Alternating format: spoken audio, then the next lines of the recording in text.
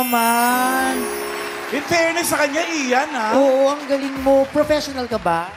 Ano, pwede pa ba magsabi pa? Oo naman. Gusto sekreto na lang natin dalawa, tayo lang. ano yung... I do live streaming po. Ah, live stream.